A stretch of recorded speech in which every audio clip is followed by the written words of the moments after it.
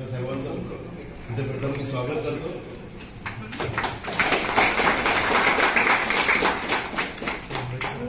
आपल्या नाट्य परिषद बोरिवली शाखेचे अध्यक्ष गोट्या काका, उपाध्यक्ष विश्वनाथ मानेजी, कोषाध्यक्ष संदीप कबरे, संभाजी सावंत सर सगळे बहुतेक त्यांना ओळखतात आणि आजचे मुख्य वक्ते चंद्रशेखरजी, स्वागत।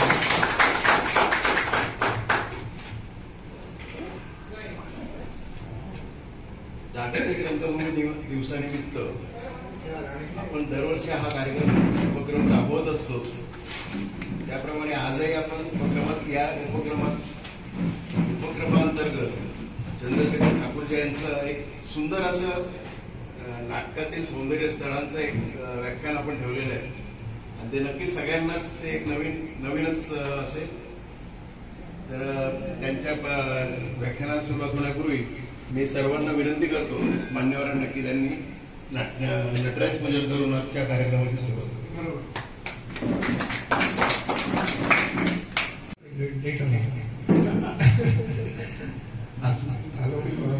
आधी पहिल्यांदा मी सगळ्यांना शुभेच्छा देतो।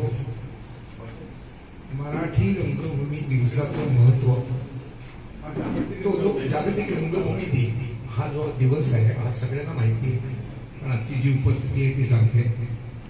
त्याचा जो संदेश आहे ते आमचे सगळ्यांचे सर आणि सिनियर असे संभाजी कदम, आपले संभाजी सावंत ओळखतात, तर ते आता मला वाचून दाखवते। तर या जागतिक रंगभूमी दिनानिमित्त मी तुम्हाला सगळ्यांना शुभेच्छा देतो। मनपूर्वक स्वागत करते। हा 90 मिनिटाचा कार्यक्रम अतिशय परिश्रमपूर्वक आणि आपल्या सर्वांना आवडेल अशा खुशखुशीत शैलीमध्ये सादर करीत आहोत। हा कार्यक्रम सादर करण्याची संधी आम्हाला मुख्यत्वे श्री प्रभाकरराव सावंत उर्फ गोट्या सावंत, श्री प्रशांत जोशी, दामोदर तेंडुलकर आणि माधुरीताई राजवाडे यांचा उल्लेख मी कृतज्ञतापूर्वक करते। त्याचबरोबर सर्व कार्यकारिणीचेही मनापासून आभार मानते आणि त्यांना धन्यवाद देते। विशेषतः आज जागतिक रंगभूमी दिन आहे।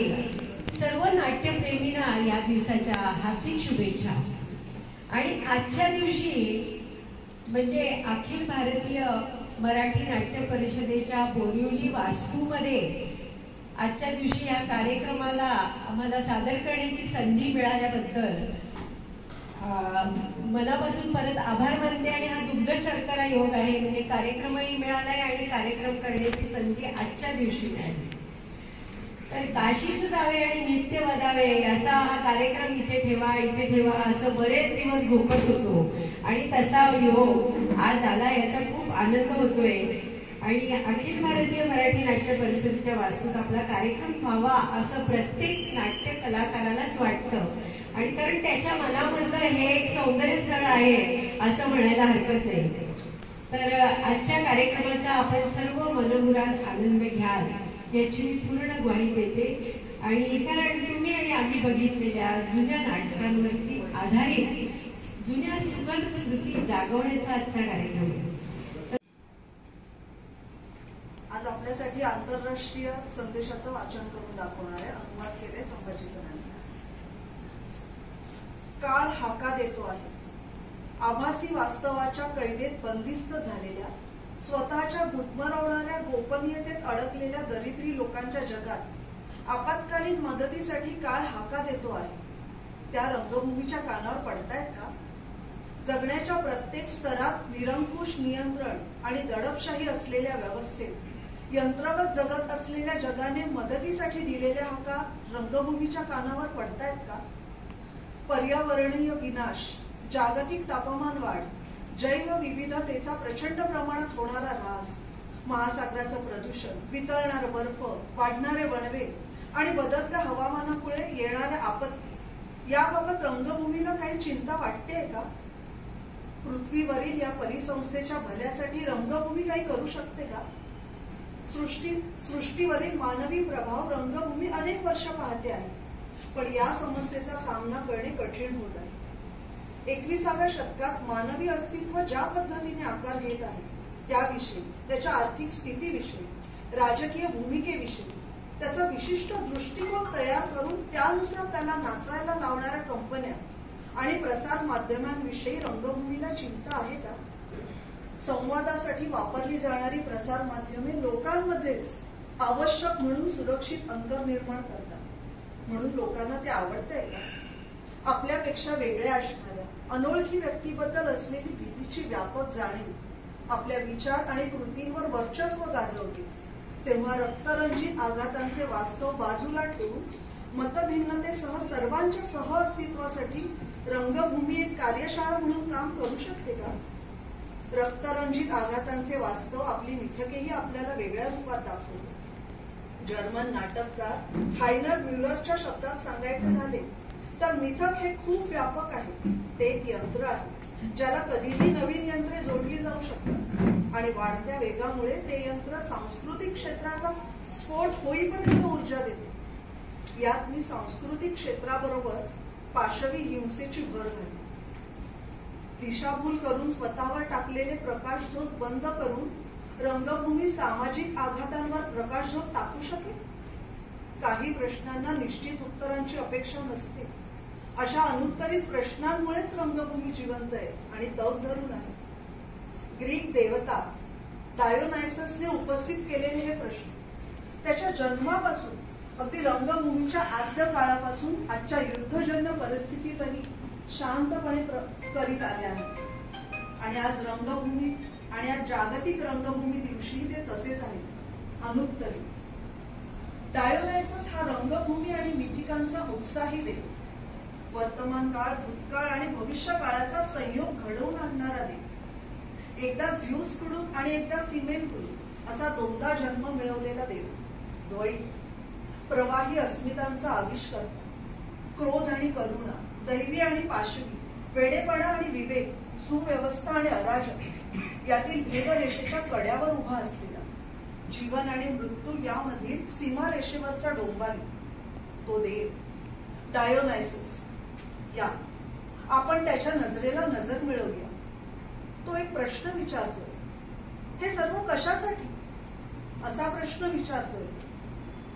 कोणत्याही सर्जनशील व्यक्तीला मिथकांबाबतचे कोडे आणि बहुआयामी मानवी अस्तित्वाबाबतचे गूढ त्यांच्या मुळाशी जाऊन सखोल तपास करण्यासाठी प्रोत्साहित करणारा प्रश्न आहे. आज दिसणाऱ्या मध्यमयुगीन काळातील हुकुमशाहीतून बाहेर पडायचं असेल तर आपल्याला शुद्ध स्मृती जागवण्याचे आणि नव्याने नैतिक व राजकीय भान निर्माण करण्याचे ध्येय असलेल्या नव्या कथन पद्धतीची आवश्यकता आहे.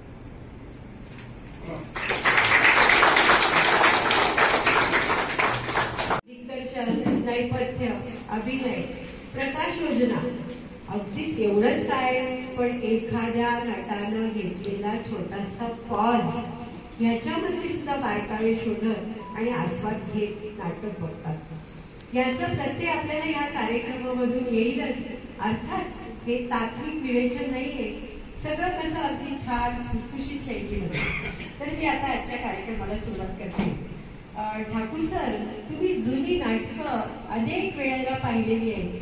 प्रत्येक नाटक तुम्ही 7 वेळा 8 वेळा असंही पाहिलेलं आहे आणि संवादासकट ती तुम्हाला पाठ आहे. तर ह्याची एखादी पाठांतराची झलक आम्हाला सर्वांना आपण दाखवाल का? तृप्तीताई शिक्षिका होत्या, त्यामुळे पहिलाच प्रश्न त्यांनी थोडासा प्रश्न परीक्षेत कठीण टाकला असतो. कसं आहे, मराठी नाटक एक सौंदर्य हा कार्यक्रम आपण सगळ्यांनी बघितलेल्या नाटकावर आधारित आहे. त्यामुळे जास्तीत जास्त हे कार्यक्रम सांस्कृतिक संस्था, ज्येष्ठ नागरिक संघ, महिला मंडळ वगैरे ते मी करतो. रायगडाला जेव्हा जागा येते हे नाटक प्राध्यापक वसंत कानेटकरांनी लिहिले आणि त्यातला एक संवाद म्हणून दाखवतो. प्रसंग असा आहे की शिवाजी महाराज जेव्हा आग्र्याला गेलेले असतात आणि औरंगजेब त्यांना अडकवून ठेवतो. मग ते मिठाईच्या पेटाऱ्यातून सुटका करून घेतात, ते सगळं आपल्याला माहिती आहे. पण महाराष्ट्रात येताना एवढी अडचण होती की शिवाजी महाराज बरोबर 8 वर्षाचे संभाजी राजे होते, काही सरदार होते. तर एक दिवशी रात्री असे हे लोक दिवसा कुठेतरी लपून बसत आणि रात्री मार्गक्रमण करत असत, कारण पकडलं जाऊ नये म्हणून. तर एक दिवशी खलबत चालली होती की आपण सगळे जर एकदम असं निघालो तर पकडले जायची शक्यता आहे. म्हणून असं ठरलं की शिवाजी महाराज आणि काही सरदार पुढे जातील आणि नंतर काही दिवसांनी संभाजीराजे वर्ष 8 होतो त्यांचं त्यावेळी, आणि त्याच्याबरोबर काही सरकार नंतर येतील, अशी ती स्ट्रॅटेजी ठरली. त्याप्रमाणे झालं. पण ज्यावेळी खलबत चालू होती त्यावेळी 8 वर्षाचे संभाजीराजे त्यांना ते अस्वस्थ झालं की आपले वडील आपल्याला टाकून जाणार. ते का जाणार होते ते चवळण्याचं वय नव्हतं, पण त्यांच्या ते मनात शल्य राहिलं की आपल्याला एकटं टाकून आपले वडील पुढे गेले म्हणून. आणि विवाहानंतर संभाजी महाराज ही गोष्ट आपली पत्नी येसूबाई तिला सांगतात की महाराजांचं आबासाहेबांचं आमच्यावर प्रेम नाही, नाहीतर ते आम्हाला एकट्याला टाकून गेले नसते. आणि ही गोष्ट येसूबाई सांगतात शिवाजी महाराजांना. आणि मग शिवाजी महाराज खुलासा करतात की आम्ही का राजांना एकटं मागे टाकून जातो. तो संवाद मी म्हणून दाखवतो. सुनबाई, राजांना एकटं मागे टाकून जायला आम्ही त्यांचे दुश्मन का होतो? जीवाच्या भयानं पाठीला पाय लावून पळणारे नादान भ्याड का होतो? विचार करा. मोगल आमच्या पाठीवर सभोवर हेरांचा सुळसुळाट. जरा गफलत होती तर सारे गनिमाच्या तावडीत सापडलो असतो. त्या रात्री राजाने आपल्या चिमुकल्या हाताने आमच्या कमरेला घट्ट मिठी मारली. पथराला पाजर फुटेल असा टाव फोडला. आबासाहेब, आबासाहेब, तुम्ही आम्हाला एकट्याला टाकून जायना जाणार. सुनबाई ते शब्द ऐकले आणि आमच्या शिरावरचा मुकुट डळमळला. कमरेची समशेल लटपटली. पायातलं त्राण निघून गेलं. क्षणभर मेंदूत सणक आली. 8 वर्षाच्या एकुलत्या एका पोराला असं परमुखात एकटं टाकून जाण्यापेक्षा नको तो संकल्प, नको ती प्रतिज्ञा आणि नको ते हिंदवी राज्य. पण दुसऱ्या क्षणाला आमच्या डोळ्यासमोर रायगड उभा राहिला. आमच्या शब्दाखातर रक्त सांडणाऱ्या सवंगड्यांची उद्ध्वस्त घरदार डोळ्यासमोर आली. विचार आला, आमची एकट्याची जाण खतऱ्यात असती तर मामला वेगळा होता. पण चिमुकले राजे, दौलतीचे वारस, ते जर औरंगजेबाच्या तावडीत सापडले तर दौलतीचा समूळ उच्छेद होईल. म्हणून केवळ राजाला वाचवण्यासाठी आम्ही आमचं मन मारलं, उसनं उसात आणलं आणि कमरेभोवतीची त्या चिमुकल्या हातांची मिठी कठोरपणे सोडवली. त्या रात्री राजांना एकटं मागे टाकून मोठ्या निर्धारानं रातोरात आम्ही यमुना पार झालो. आमच्या बरोबरच्या सरदारांनी आमच्या मुद्रेवर फक्त निर्धारच पाहिला. पण सूनबाई, आमच्यातल्या तडफडणाऱ्या पित्याचे अश्रू पाहिले. फक्त यमुना माई, फक्त यमुना. हा संवाद म्हणताना मास्टर दत्ताराम शिवाजी महाराजांची भूमिका करत असत. हा संवाद म्हणताना मास्टर दत्तारामांच्या डोळ्यात खरोखर अश्रू येत असत आणि डोळ्यात आलेले अश्रू मास्टर दत्ताराम कसे पुसत असत दाखवतो. सामान्य माणूस कसा अश्रू पुसेल आणि राजा कसा पुसेल. राजाच्या प्रत्येक गोष्टीत तो राजेपणा दिसला पाहिजे. किती छोट्या छोट्या गोष्टींनी मंडळी मेहनत करतात. पण अनेक वेळा होतं कसं, आता तुम्ही टाळ्या वाजवल्यात. ह्या टाळ्या पहिली गोष्ट मी प्रामाणिकपणे सांगतो, लेखक वसंत कानेटकरांसाठी आहेत, मास्टर दत्तारामांसाठी आहेत. मी तो आम्हाला भारावाई कॉपी करतो. पण ज्यावेळी असं संवाद होतो, तुम्ही टाळ्या वाजवतात, प्रेक्षक देखील टाळ्या वाजवत हा संवाद संपल्यावरती. आणि त्याच वेळी नेमका कसं होतं, बाजूला बायको बसलेली असते. तिथं आपल्याला माहिती असतं मोठा संवाद झाला की 3-4 सेकंदामध्ये काहीतरी काय प्रश्न.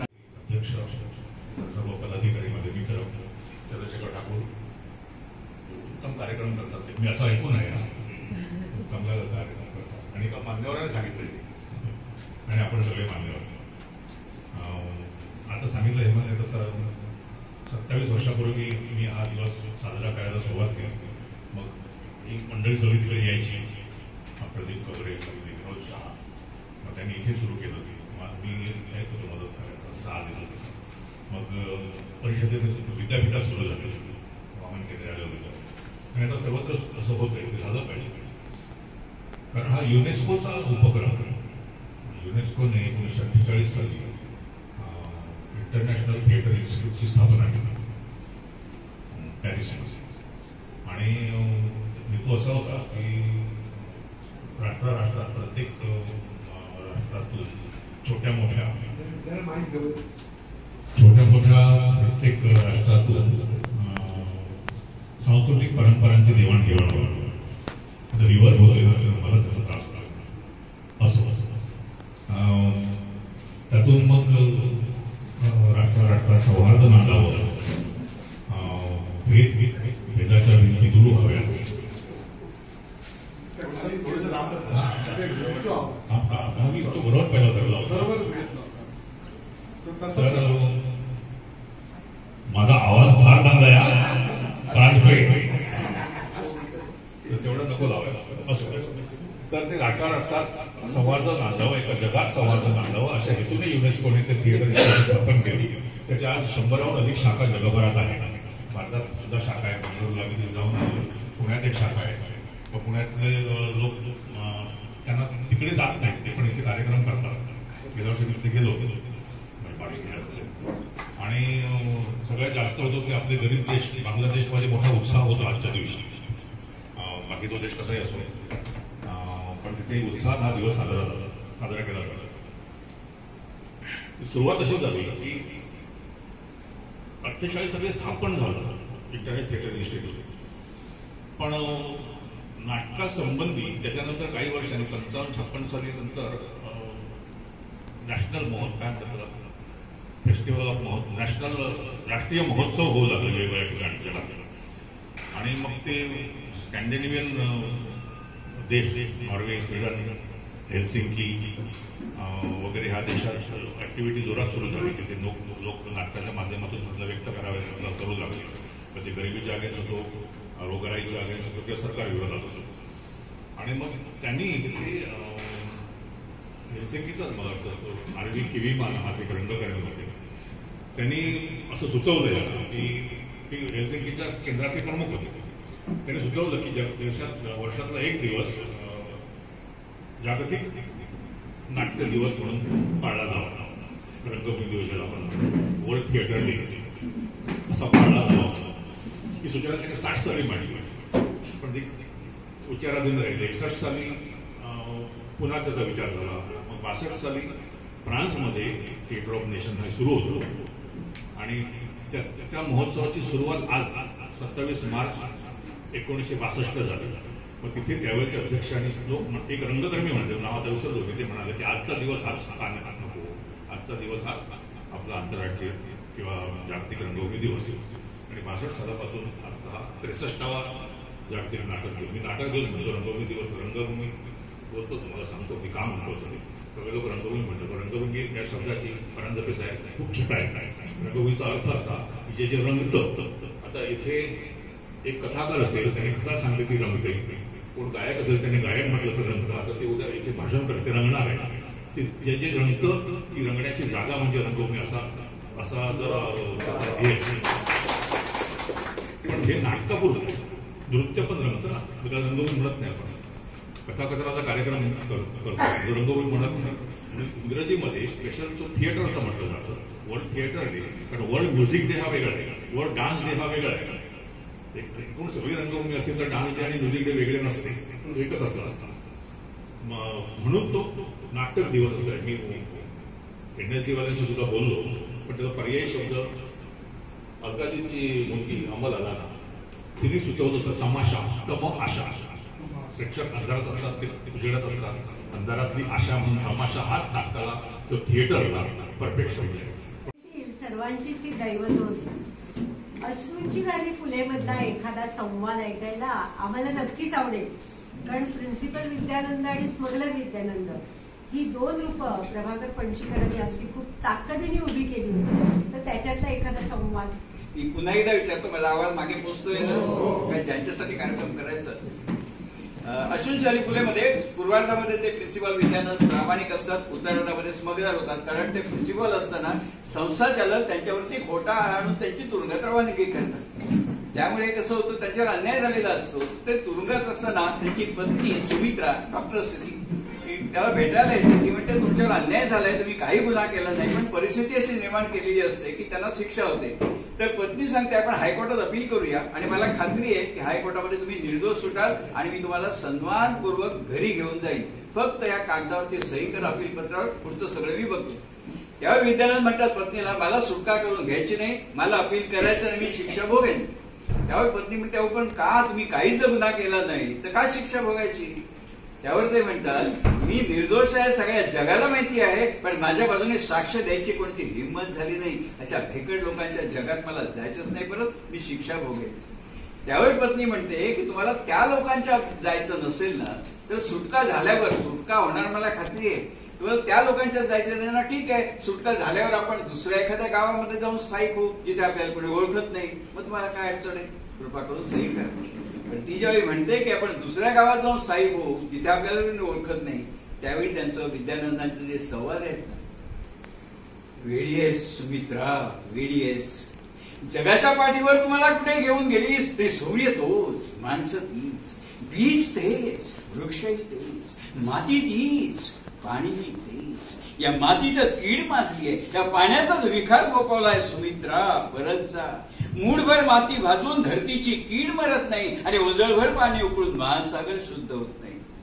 अखेर या ओझळभर पाण्यात दुधमरून मरणार आहेत दुनियेतले सगळे विद्यानंद आणि या विषारी मातीत फोपावणार आहेत फक्त धर्मापा. सुमित्रा, परत जा.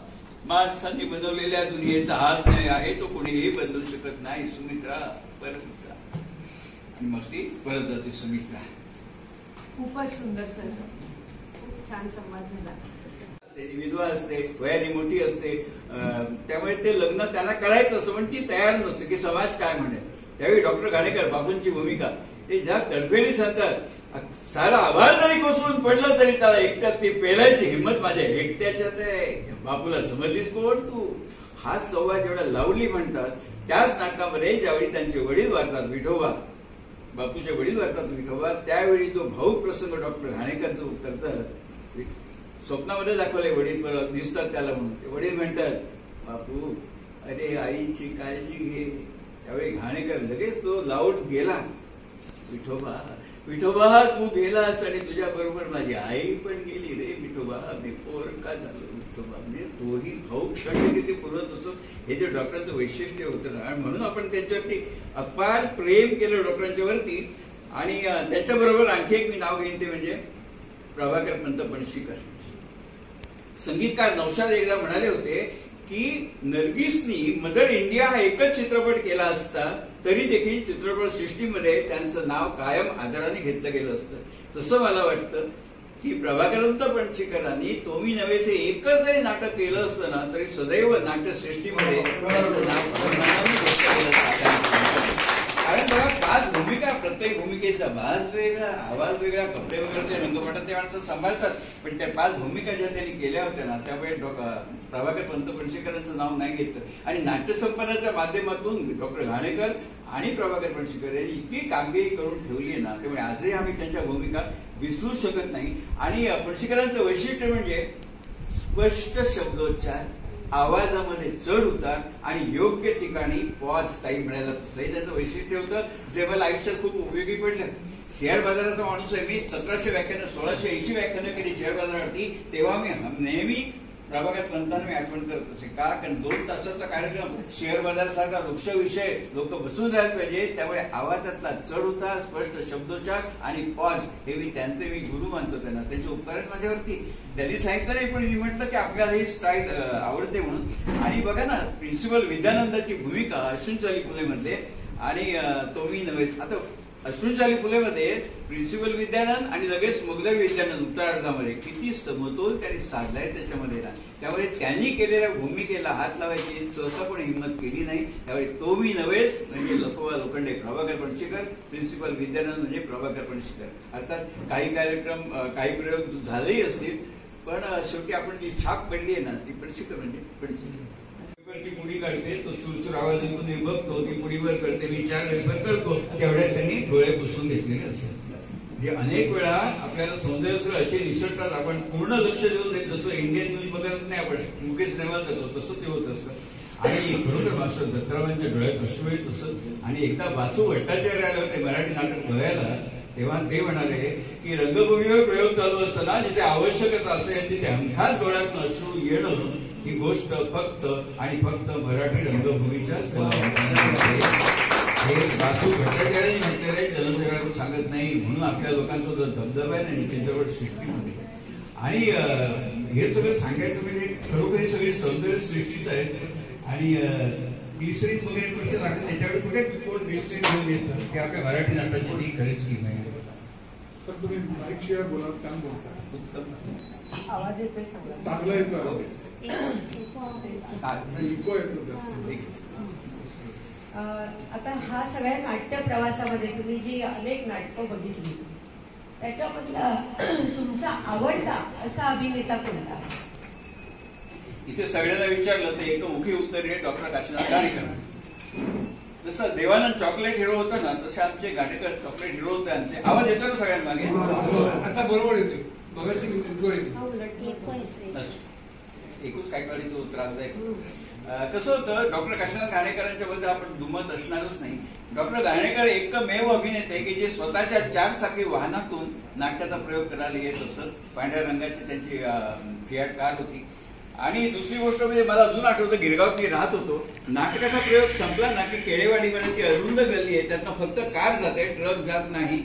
तर तो कार नाटकाचा प्रयोग संपला, लोक बाहेर निघाली की 5 मिनिटांनी डॉक्टर गाडीत बसून जात असत, निघत असत. आणि गल्ली भरलेली. मागण्यांची गाडी आली की एकही प्रेक्षकाच्या चेहऱ्यावर असा भाव नसे की 5 मिनिटांनी उशिरा निघाल्याचं काय झालं असं. माणसाने चालायला जागा नाही. अहो लोक खुशीने प्रेमाने गाडीला जागा करून देत असत. डॉक्टर गाडीत हात बाहेर काचेत न करून अभिवादन करत असत, लोक पण करत असत. हे प्रेम जे डॉक्टरांनी मिळवलं होतं ना. आणि एकदा त्यांनी लिहिलं डॉक्टर काशीनाथ घाणेकर म्हणाले होते की मला आवडतं लोकांचं प्रेम झेलायला, म्हणून मी मुद्दाम तसा निघतो की दोन्ही बाजूला उतरतो. हे प्रेम वाटायला येणं ना हे खरंच एकदम भाग्य असतं, फार कमी लोकांना मिळतं. आणि एकमेव अभिनेता की वर्तमानपत्रात नाटकाची जाहिरात आली की काही तासामध्ये रांग लावून लोक ऍडव्हान्स बुकिंग मध्ये हाऊसफुल नाटक व्हायचं आणि तो हार लागायचा हाऊसफुल म्हणून बोर्डाला. ही किमया डॉक्टर घाणेकरांचीच होती. आणि त्यांचं असं होतं की प्रवेश त्यांचा रंगमंचावर व्हायचा ना तो टाळ्यांच्या कडकडाटात व्हायत असे. आणि त्यांनी एक काळजी घेतली होती की प्रत्येक पहिला प्रवेश जो आहे ना तो एकदम दमदार व्हायला पाहिजे. आता मी रायगडला जेव्हा जाग येते मास्टर दत्तारामांनी शिवाजी महाराजांची भूमिका केली होती, संभाजी महाराज अर्थातच डॉक्टर काशीनाथ घाणेकर.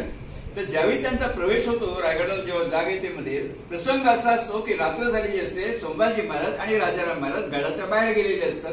ते परत येत नाहीत रात्र झाली तरी. सकाळ होते, दरबार भरतो आणि सगळे चिंतेमध्ये, राजे गेले कुठे.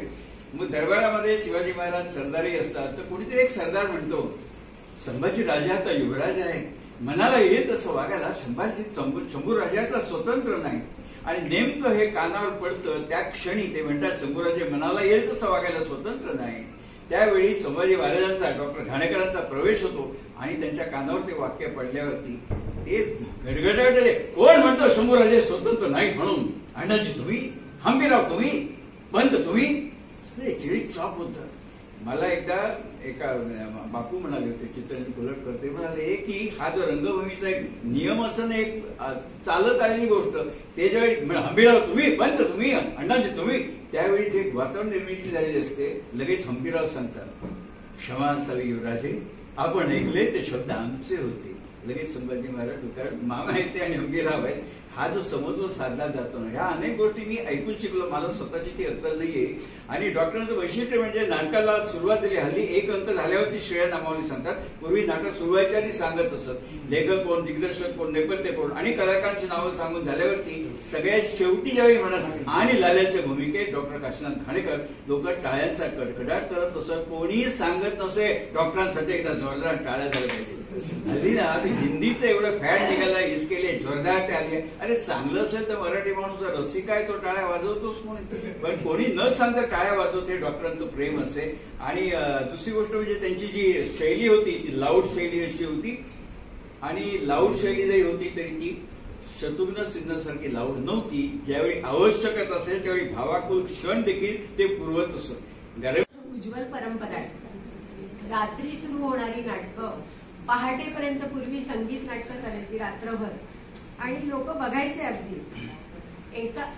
तिथपासून ते एका दिवसामध्ये एका नाटकाचे 5 प्रयोग करणारे प्रशांत दामले, 13,000 त्यांनी नाटकाचे प्रयोग केले आपल्या. तर असा हा आपला मोठा प्रवास आहे आपल्या मराठी रंगभूमीचा. आणि म्हणूनच आम्ही या कार्यक्रमाची टॅगलाईन मराठी नाटकाच्या सुवर्ण काळाची धावती सफर अशी ठेवलेली आहे. तर आपण छोटा गडकरी म्हणून ज्यांना कौतुकाने अगदी त्यांचा उल्लेख करतो ते नाटककार बाळ कोलटकर, आपली आणि त्यांची कधी भेट झाली होती का? मी सुदैवी समजतो स्वतःला, कारण या सगळ्या मंडळींची कधी ना कधी 5-5, 10-10 मिनिटं भेट दिली होती. त्याचं कारण शिवाजी मंदिर हा हब आहे नाटकाचा. तिथे जर्मन क्लास जातात, तिथे मी जर्मन भाषा शिकायला जात होतो. त्या निमित्ताने मोहन तोंडवळकरांचं ऑफिस होतं, नाट्यसंभाराचं ऑफिस होतं, रघुवीर तळशिवकरांचं ऑफिस होतं आणि त्या अनुषंगाने मंडळी तिथे येत असत. आता फार काही गप्पा झाला नाही हवा पाण्याच्या, पण एक नमस्कार केला, काय करता वगैरे इथपर्यंत पण निदान भेटायची संधी मिळाली त्यांना. तसं बाळ कोलटकरांची शैली जी होती ना ती पणशीकरांच्या एकदम उलट. एका संत शैलीत बाळ कोलटकरांचे संवाद असत. पण ताई म्हणाले की छोटा गडकरी म्हणतात, खरोखर राम गणेश गडकरींच्या जवळपास जाणारी प्रतिभा होती बाळ कोलटकरांची.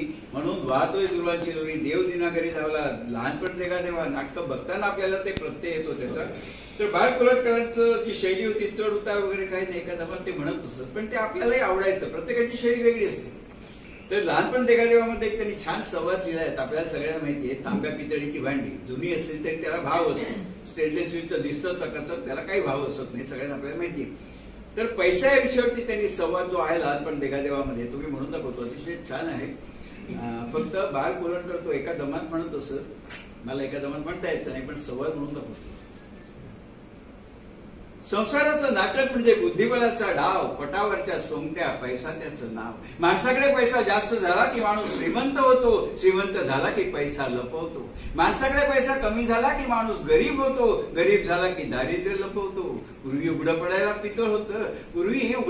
पितळ होतं, आता सगळा स्टेनलेस स्टीलचा जमाना. अंग पोलादी, रंग चांदीचा, आतून बाहेरून पांढरा. बाजारात गेलं तर मोडीच्या भावात देखील कोणी विचारत नाही. तोच भाव प्रतिष्ठेचा बाजारात. उगाच कशाला डौल हवा दुसऱ्याच्या टाळक्यावर छत्री धरायचा. प्रत्येक जण एकाच परिस्थितीच्या पावसात भिजतो आहे, प्रत्येक जण एकाच परिस्थितीच्या पावसात भिजतो आहे. माझे मित्र सुरेश परांजपे आले तिथे, तोही पण हा संवाद खूप छान म्हणून दाखवतात. असो, हा झाला एका श्वासातच झाला. मी पुण्याला गेलो, तो एका ग्रहस्थानी कार्यक्रम संस्थेचे लोक भेटायला येतात. ते म्हणाले तुम्ही म्हणता एवढा एका मोठा सवाल एका दमात कसं काय म्हणत होते. म्हटलं एका दमात म्हणत नव्हते, श्वास घेत होते, पण कुठे श्वास घेतात ते आम्हाला कळू देत नव्हते, त्यांचं कौशल्य होतं. आता शेअर बाजारावरती तुम्ही मगाशी म्हटल्याप्रमाणे 1680 व्याख्यानं तुम्ही दिली. त्यामुळे चंद्रशेखर ठाकूर म्हणजे शेअर बाजारवाला माणूस अशी तुमची आजवर ओळख होती. मग आता मनोरंजनाच्या क्षेत्राकडे आपण वळावं असं तुम्हाला का बरं वाटलं? स्पष्ट सांगायचं ना, असं काय मी ठरवलं नव्हतं. म्हणजे त्या कार्यक्रमाच्या निमित्ताने एकदा दोनदा मी भेटी झाल्या आपले अध्यक्ष सावंत सर. त्यांनी जे म्हटलं ते मलाच लागू पडतं, म्हणजे माझी तेच मत आहे. ते म्हणाले ठरवून असं काय होत नाही, गोष्टी घडत असतात. तसंच झालं की कोरोना यायचा कुठे काय माहिती होतं. माझी भाषणं चालू होती शेअर बाजारावरती, नोकरीत होतो मी, पण कोरोना झाला आणि भाषणं थांबली, मग मी तिथे थांबलो. आता हे काय माहिती नव्हतं, ठरवून झालेलं नव्हतं, आपोआप होत गेलं. सर म्हणतात तसं घडत जातं, काही होत नसतं. दुसरी गोष्ट कुठेतरी अशी मनात आलं की आमचे डॉक्टर श्रीराम लागू, डॉक्टर काशीनाथ घाणेकर, डॉक्टर गिरीश कोप ही मंडळी आपला वैद्यकीय व्यवसाय सोडून रंगभूमीच्या क्षेत्रात आहे. आपण थोडासा प्रयत्न करून बघूया. गाजराची पुंगी वाजली तर वाजली, नाही वाजली खाऊन टाकली. पण आज 118 प्रयोग झाले आणि या नाट्य परिषदेच्या मंचावरती बोलवलं म्हणजे पुंगी वाजली. नक्कीच पुंगी वाजली. तर आता तो मी नव्हेच, हे आचार्य अत्रे यांचं नाटक तर आपण अनेक वेळा पाहिलं असेल. आणि ह्या नाटकामध्ये एक नाही तर अनेक सौंदर्य स्थळं आहेत असं मला वाटतं. आता तुमचं काय या बाबतीतलं मत? मी तुमच्या मताशी सहमत आहे. आणि एक नव्हे अनेक सौंदर्य स्थळ आहेत तुम्ही नव्हेच मध्ये. पहिली गोष्ट सौंदर्य स्थळ नंबर 1, फिरता रंगमंच ही संकल्पना रंगभूमीवर आली, ती मराठी रंगभूमीवर आली आणि तुम्ही नव्हेच या नाटकाद्वारे आली. आचार्य अत्रे साहेबांनी जे नाटक लिहिलं, मी तर नाटकाचं पुस्तक पण वाचलं.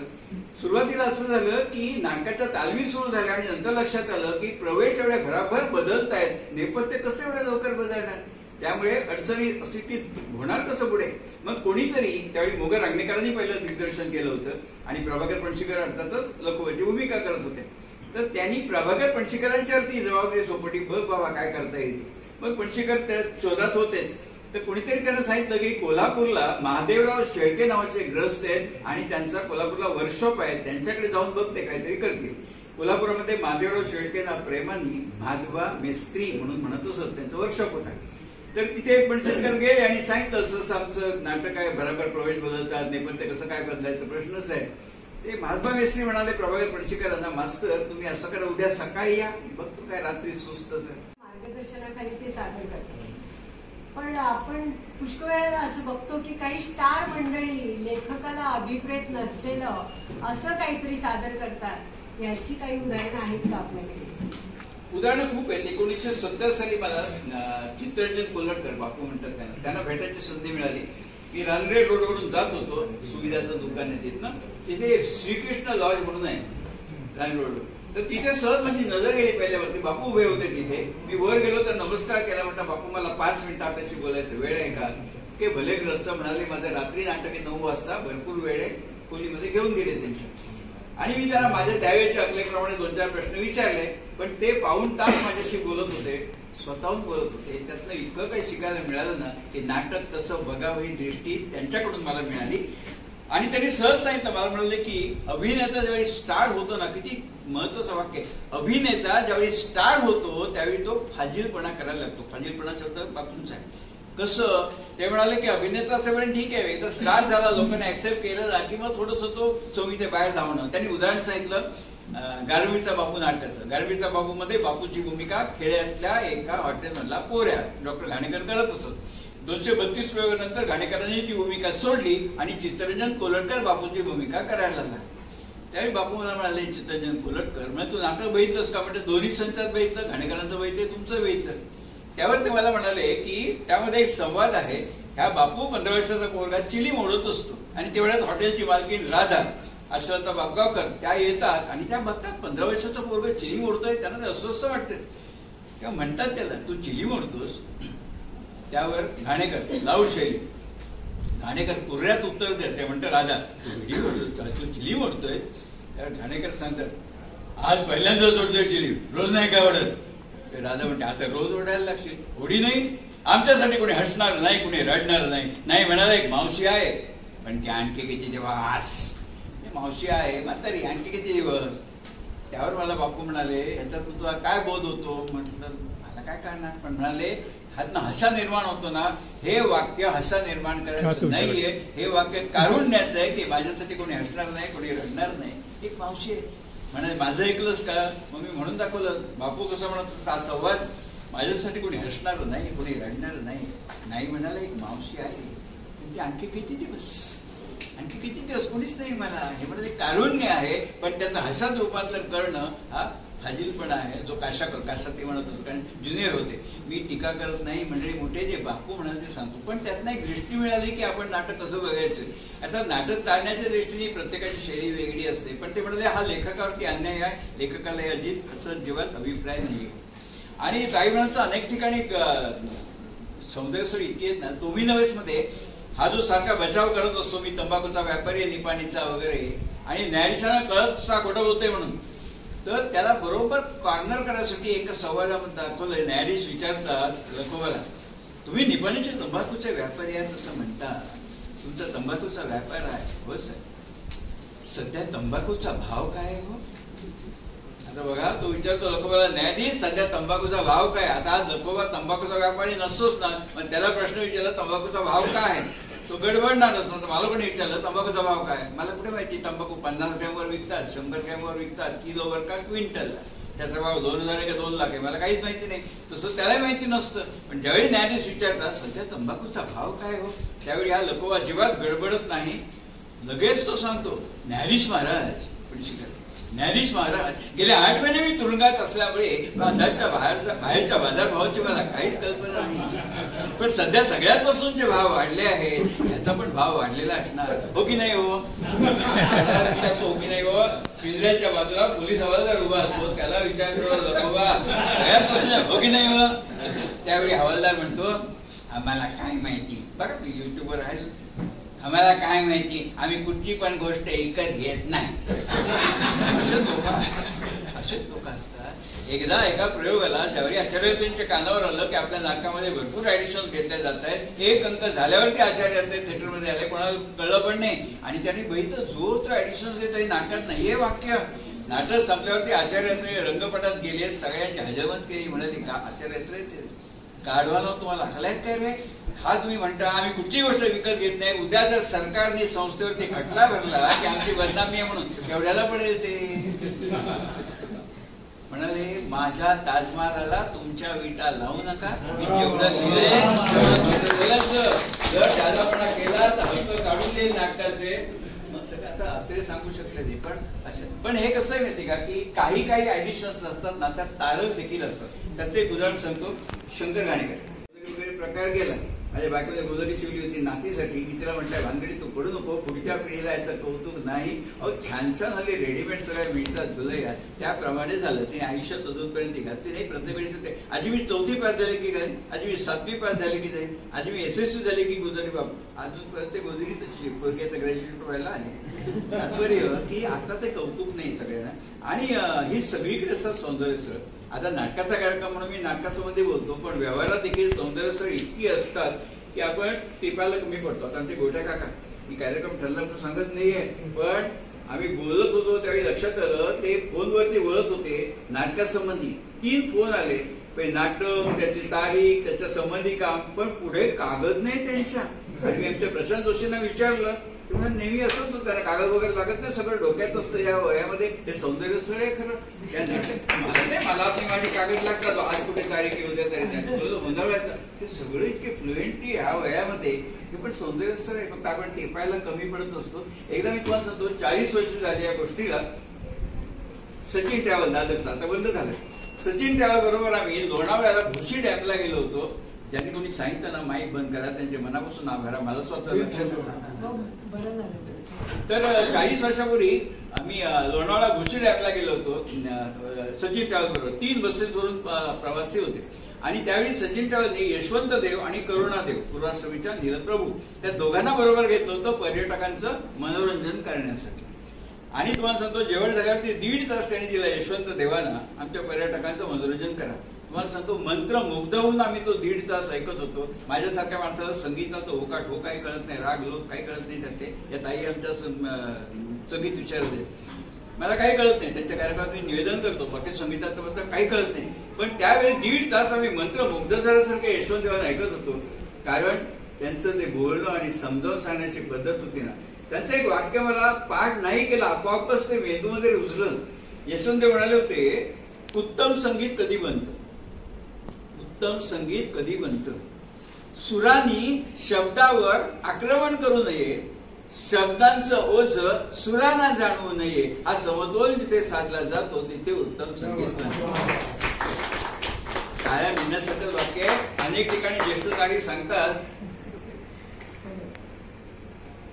जरा परत सांगा म्हणून, सुरांनी शब्दावर आक्रमण करू नये, शब्दांचं ओझं सुरांना जाणू नये. हा समतोल जिथे साधला जातो तिथे उत्तम संगीत बनते. आणि लगेच त्यांनी उदाहरण सांगितलं, हा समतोल साधला गेला तर पुढचं गाणं रे देव.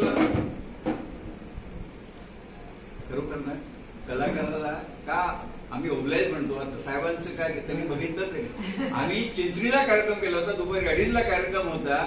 सगळा कार्यक्रम झाला, गाण्याचा कार्यक्रम होता. त्याने एकदाही पाणी प्यायला नाही. कार्यक्रम झाल्यावरती एक जळस 80 वर्षाचे पेला घेऊन आले. ताई म्हणला पहिलं पाणी प्या तुम्ही, 1.5 तास पाणी नाही प्यायला. काय पडले कोणा म्हणजे ते प्रेम असतं ना, ते प्रेम कलाकाराला तर त्यांनी सांगितलं की उदाहरण काय, अरे देवा तुझी मुले अशी कारे भांडतात, कुणी एकत्र नांदती कुणी दूर 10 हात. तसं त्यांनी एक एक उदाहरणं दिली ना, म्हणजे आपोआपच लक्षात राहिलं ते. आणि त्यांनी एक सांगितलं होतं, म्हणाले सौंदर्य स्थळाबद्दल म्हणाले, बहिणाबाईंची ओवी उत्तरा केळकरांनी गायला येते खोप्यामध्ये. त्याला 4 कडवी आहे, 3 कडव्यांची ओळ सारखीच आहे. देखा पिल्यासाठी 3 झोका झाडाले टांगला. 4थ्या कडव्यामध्ये ही चाल उत्तराताई कशी म्हणतात, देखा पिल्यासाठी 3 झोका झाडाले टांगला. यशवंत देवच नाही, मी सांगत नाही. पण अशा अनेक गोष्टी त्यांनी सांगितल्या होत्या ना, त्यावेळेस असं वाटतं की. आणि सौंदर्य स्थळ खरोखर सगळीकडे असतात. आता आमच्या ताई गीततृप्ती कार्यक्रम करतात 1.5 तासाचा. आम्ही म्हणजे माहीमला गेलो होतो एका ठिकाणी, दोन्ही माईक एकाच वेळी बंद पडले. आता अशा वेळी गायक मंडळी तर थोडं ते मूड असतो त्यांचा आणि ठीक आहे. पण दोन्ही माईक बंद पडल्यावरती यांच्या चेहऱ्यावर नाराजी नाही, राग नाही, चिडचिड नाही. पोडियमवर गेल्या, पोडियमचा माईक चालू होता. 2 गाणी त्यांनी पोडियमवर उभं राहून गाणी म्हटली होती. कारण इलाज नव्हता. नंतर मग माईक दोन्ही सुरू झाले. मग कार्यक्रम समाप्त होते. आयोजक म्हणाले, सोनिया जरा माईकने दगा दिला. म्हणजे जाऊ द्या त्यात काय एवढं, माणूस नाही का आजारी पडत, यंत्र आजारी पडलं जात. म्हणजे कलाकार म्हणून माणूस मोठा असतो व्यक्ती, पण माणूस म्हणून किती मोठी असते. तर अशा अनेक सौंदर्य स्थळ असतात, आपण पाहायला कमी पडत असतो. वर्षापूर्वी आचार्य अत्रेंनी व्हिज्युअलाइज केलं होतं की आता बुवा महाराज ना बाबा अर्धे लोक तुरुंगात पडले आहेत, पण 60 वर्षापूर्वी अत्रेंनी व्हिज्युअलाइज केलं होतं महाराष्ट्रात बाबा बुवांचं पेव फुटणार आहे म्हणून, आणि म्हणून त्यांनी त्या नाटकामध्ये राधेश्याम महाराज म्हणून एक पात्र टाकलं होतं. तो राधेश्याम महाराज लोफरच असतो. तो देवळामध्ये प्रवचन भजन करत असताना मध्येच म्हणतो, नमस्ते बापूजी. आता बसलेले भक्त लोक विचारणार ना, कोण? महात्मा गांधी मला दिसले? होय, सगळी मंडळी मला दिसतात, मी भगवान श्रीकृष्णाचा अवतार आहे म्हणून सांगतो. आणि लोकांना ते पटत असतं, आजही तेच होत असतं, काही परिस्थितीत फरक पडला नाही. पण आचार्याचे किती द्रष्टे होते बघा, त्यांनी त्यावेळी व्हिज्युअलाइज केलं होतं आणि ते पात्र त्यांनी टाकलं होतं. आणि आचार्य अत्रेंचे एक वैशिष्ट्य म्हणजे ना, प्रेक्षकांच्या मनात एक प्रश्न निर्माण करायचा आणि लगेच त्याला उत्तर द्यायचं. उत्तम उदाहरण, त्या नाटकामध्ये सय्यद म्हणून एक पात्र आहे. हा सय्यद सरकारी पक्षाचा साक्षीदार असतो. तो सांगतो, हा लोकवा लोखंडे नाहीये, हा हैदर अली आहे, माझा सख्खा भाऊ आहे. तो अनेक वर्षापूर्वी गावामध्ये लोकांना गंडा घालून तो परागंदा झालाय, आज मी त्याला कोर्टात बघतोय, तर हा हैदर अली माझा सख्खा भाऊ. आता बघा, आपल्याला मनात प्रश्न पडतो की पोलिसांनी लखोबा लोखंडे म्हणून समजून त्याला सगळे चौकशी करून त्याला केस उभी केली, आणि हा तर म्हणतो माझा सख्खा भाऊ हैदर अली आहे. सख्खा भाऊ सख्या भावाला ओळखणार नाही असं होणार नाही, मग हा कसं काय गुंततात, मनात प्रश्न येतो. मग त्याचं ही साक्ष झाल्यावरती उलट तपासणी केला, पुन्हा लखोबा त्याला बोलवतो. सय्यद मिया, पणशीकर आमचे, सय्यद मिया, मी तुमचा सख्खा भाऊ आहे तुम्ही म्हणता? तर सय्यद म्हणतो, हो, तू माझ्या सगळा भाईच आहे. सय्यद मिया, जरा इकडे या. मग न्यायाधीशांच्या परवानगीने सय्यद ह्याच्या पिंजऱ्याजवळ येतो लखोबाच्या आणि सांगतो, सय्यद मिया, मी तुमचा भाऊ आहेच म्हणता, जरा माझे कान बघा. मग सय्यद कान बघतोय लखोबाचे. काय फरक आहे तुमच्या आणि माझ्या कानात? सय्यद म्हणतो, तुझे कान टोचलेले आहे, मुसलमानात कान टोचतात. मुसलमानात कान टोचतात नाही ना, मग मी कसं मुसलमान असेल? मग आपल्यालाही वाटतं की तो म्हणतो सख्खा भाऊ आहे म्हणून, आणि ह्याचे तर कान टोचलेले आहेत, मग हिंदू असेल. असं कसं? ताबडतोब पुढच्या संवादामध्ये सय्यदच्या तोंडी संवाद घातला अत्रे साहेबांनी. हा म्हणतो, मुसलमानात कान टोचतात. तेव्हा सय्यद म्हणतो, अरे इतकी बदमाशी केलीस तर कान सुद्धा टोचून घेतली अशी, तुझा काय भरोसा? म्हणजे आणि ते झाल्याची शक्यता जास्त आहे. पण अशा सगळे आचार्य साहेबांनी जे हे केलं होतं ना. आणि हा मी कार्यक्रम का करतो ज्येष्ठ संघ, की आपल्या वयाची मंडळी, महिला मंडळ, कारण महिला मंडळामध्ये सगळ्या 50च्या वरच्या महिला असतात. 35 वर्षाची महिला कॅज्युअली घेऊन मंडळामध्ये येणार नाही, आपोआपच तो ऑडियन्स ज्यांनी बघितलं ना त्यांना ते होतं. जसं 3ऱ्या अंकामध्ये 4थ्या अंकामध्ये न्यायाधीशांच्या तोंडी एक छान संवाद आहे. न्यायाधीश म्हणतात, मला गंमत वाटते, मला नवल वाटतं या महाराष्ट्रातल्या बायकांचं. एक पातळ खरेदी करायचं झालं तर या बायका 10 दुकानं पालती घालतील, पण ज्याच्याशी आपलं लग्न व्हायचंय तो कोण आहे, त्याची नोकरी काय, त्याचे नातेवाईक काय, याची चौकशी करायची सुद्धा त्यांना आवश्यकता वाटत नाही. म्हणजे नात एकदा आली होती या कार्यक्रमाला, 10वीत आहे. त्याला म्हटलं, काय कळत तुला? आजोबा तुम्ही छान बोलता. तर काय करते म्हणतात ना, एक पातळ खरेदी करायचं झालं तरी बायका 10 दुकानं पालती घालतील. तर पातळ म्हणजे काय ग? ते पातळ म्हणजे लिक्विड. तिला पातळ हल्ली कसं तुम्हाला मागायचं आपल्या पिढीला की 5 वारी साडी 9 वारी लुगडं, ह्यानं सगळ्या साड्या असतात, पण पातळ शब्द ऐकला नाही. आपण ऐकले, माझी बहिणी सांगायचे, त्याने दसऱ्याला मला पातळ घेतलंय नाही नायलनचं, त्यावेळी नायलॉनचं म्हणते, मला नायलनचं पातळ घेतलं. तर तो शब्द आहे ते पुढच्या माणसाला माहिती असणार नाही, त्यामुळे मी त्या भानगडीत परत नाही करायचं. पण एक सांगतो तुम्हाला, खरोखर तो सुवर्ण काळ होता.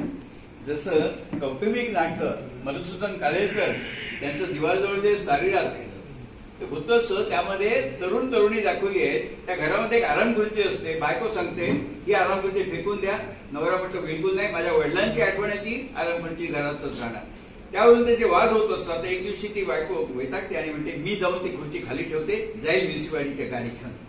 जुन्या पुराण्या गोष्टी हव्यात कशाला घरात, हे ती म्हणत असताना नेमका हे सासऱ्यांचं निधन झालेलं असताना त्याचे मित्र गुप्ते काका त्यांचा प्रवेश होतो. दिवाळजवळ सगळ्यात गुप्ते काका शरद तळवलकर. ज्यावेळी सून म्हणते उद्वेगाने, जुन्या पुराण्या गोष्टी हव्यात कशाला घरात, त्यावेळी गुप्ते काका येतात आणि एकच वाक्य म्हणतात, सूनबाई, लुगडं जुनं झालं तरी ते टाकून न देता त्याची गोदडी करून वापरणाऱ्या बायका या महाराष्ट्रात आहेत अजून. वृत्त वाचून दाखवतात आणि मग कार्यक्रम सुरू होतो. तर त्या कार्यवाबाईंनी वृत्तांत वाचून दाखवला. गेल्या शनिवारी चंद्रशेखर ठाकूर यांनी मराठी नाटकातील सौंदर्य कार्यक्रम म्हणून श्रोत्यांना गुंग करून सोडले. भांडी कशी खरेदी करावी त्यावर त्यांनी उत्तम मार्गदर्शन केलं. तर भांडी कशी करावी विषय काय होता आणि म्हणजे अशा गमती जमती घडतात. पण निघाले तेवढ्यामध्ये त्या वर्कशॉपमध्ये एक बैलगाडीचं चाक कोणीतरी आणून ठेवलं होतं. बैलगाडीच्या चाकाला संपूर्ण ती लोखंडी रील लावलेली असते. ते अतिशय कष्टाचं काम असतं आणि कौशल्याचं. कडे 60 वर्षापूर्वी अशी आयुधं नव्हती. ती भट्टीमध्ये तापवायची ती रिंग आणि चिमट्याने धरून त्या चाकावर बसवायची. बरं जरा गार झाली की परत बसणार नाही. कौशल्याचं काम होतं. तर कोणीतरी बैलगाडीचं चाक आणून दिलं होतं रिंग बसवायला. तिकडे नजर गेली महात्मा मिस्त्रीची आणि ते पुन्हा मागे फिरले. पणशीकरांना म्हणाले मास्तर इकडे या तुमचं काम झालं. पणशीकर ऐकत राहिले तरी अहो तुम्हाला बैलगाडीचं चाक पाहिजे म्हणा ना. त्यांनी काय केलं 20 फूट व्यासाची फळी बनवली 4 इंच जाडीची. मध्ये खाली त्याला बॉल बेरिंग लावली.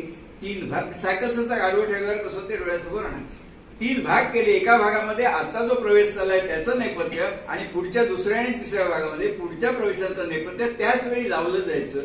मला कुतूहल म्हणून मगाशी म्हटलं मला भोचकपणा जास्त थोडासा पत्रकारिता आहे अंगामध्ये. तर मला मनात आलं की म्हटलं कसं काय होतं आवाज. कारण प्रवेश चालू आहे पुढचा प्रवेशाचं नेपथ्य चालू आहे आवाज तर येत नाही.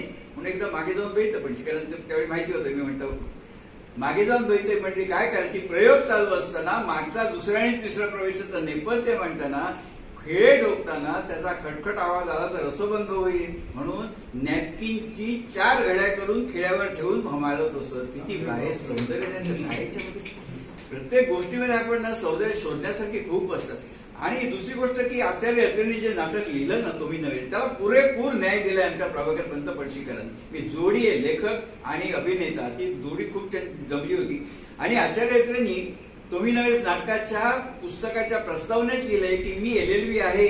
माझ्या कायद्याच्या ज्ञानाचा मला खूप उपयोग झालाय नाटक लिहिताना. कारण कोर्टावरची आधारित येते म्हणून आणि त्याची आपल्याला पदोपदी जाणीव होते. या तुम्ही नव्हेचा जो नायक आहे लोकोबा लोखंडे अर्थात प्रभाकर पणशीकर तर तो नेहमी बचाव काय करतो. मी काही गुन्हा केलाच नाही पोलिसांनी गफलतीने पकडला. मी काही गुन्हा केला नाही. मी लोकोबा लोखंडे आहे तंबाखूचा व्यापारी आहे निपाणीचा. मी काही केलं नाही पोलिसांनी गफलतीने पकडला. हा त्याचा बचाव असतो. आणि लोकोबाने वकील दिलेला नसतो. आपले केस आपण चालवत असतो. पण आचार्य अत्रे साहेबांनी जे लिहिलंय की माझ्या कायद्याच्या ज्ञानाचा उपयोग झाला ते आपल्याला सुद्धा त्याच्यातनं जाणवतं. त्यामध्ये एक पात्र आहे बघा अग्निहोत्री म्हणून. हा अग्निहोत्री कुठे नोकरी करत असतो. या लोकोबाला ट्रेनमध्ये भेटतो आणि सांगतो दिल्लीला माझी ओळख आहे. एक चांगल्या पगाराची नोकरी आहे तुला पाहिजे तर मी मिळवून देईन. फक्त 15,000 रुपये लाच द्यायला लागेल. तयारी आहे का. अग्निहोत्री म्हणतो तयारी आहे म्हणून. आणि अग्निहोत्री या लोकोबाला 15,000 रुपये देतो. आता लोकोबा फ्रॉडच असतो त्यामुळे 15,000 गेले आणि नोकरी मिळाली नाही. तो अग्निहोत्री सरकारी पक्षाचा साक्षीदार म्हणून नाटकामध्ये दाखवलाय. तर तो साक्ष देतो याने मला 15,000 रुपयाला गंडा घातला. आता त्याची उलट तपासणी कोण घेणार लोकोबा घेणार कारण वकील केलेलाच नव्हता. ते लोकोबा प्रभाकर पणशीकर त्या अग्निहोत्रीला विचारलं अग्निहोत्री पणशीकरांची अग्निहोत्री तुम्ही मला 15,000 रुपये लाच दिली म्हणता. अग्निहोत्री हो मी तुलाच 15,000 रुपये दिले. अग्निहोत्री तुम्हाला माहिती आहे का लाच घेणं हा जसा गुन्हा आहे तसा लाच देणं हा देखील गुन्हा आहे जो तुम्ही केलात. उद्या लाच देण्याचा प्रयत्न केल्याबद्दल सरकारने तुमच्यावरती खटला भरला तर तुम्हाला 8 वर्षाची शिक्षा होऊ शकते.